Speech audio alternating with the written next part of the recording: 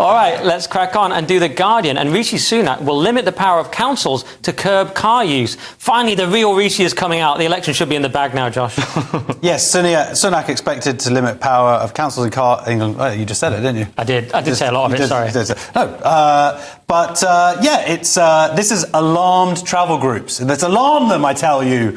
They're very alarmed because evil motorists with their horrible cars are going to basically not be as penalised as they are. Councils raising money, revenue through tickets and this 20-mile-an-hour thing. But also, I think this goes back to the by-election where they won by 400 votes, the Tories at Uxbridge, and this is the totality of Rishi Sunak's election gamble. Is like, I'm going to go with the motorists on this. It's kind of embarrassing that this is our red meat, Leo. It's more like a sort of bit of chicken salad. It's pretty weak, isn't it? I mean, it's already such a high level of slavery when you have 20 miles an hour. It's like arguing over the 20 miles an hour. Everyone I've spoken to, taxi drivers, everyone hates the 20 mile an hour. What do you think? Oh, yeah, 20 miles an hour. I understand it in city centres, but there's some roads where you're in the middle of basically nowhere, and you've still got to crawl along at 20 miles an hour trying to stop your car from stalling. It's ridiculous. And if we look at male suicide and depression and things like that, I think what's causing it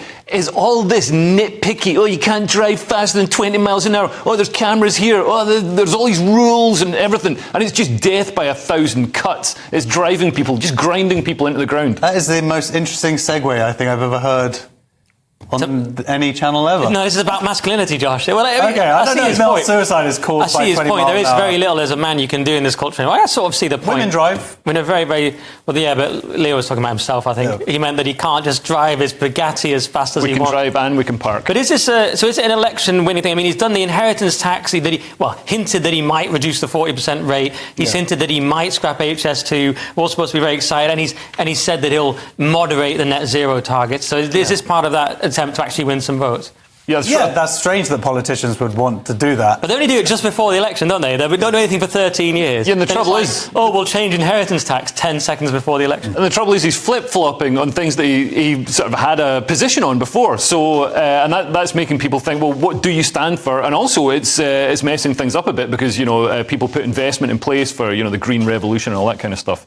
Yeah, maybe. I mean, it's better that he's doing this than not doing it, from my perspective, though, I have to say. Oh, this one's great, yeah. I'm not sure any policies can rescue the Tories because it's a perception of incompetence and sort of vague corruption. That's the problem.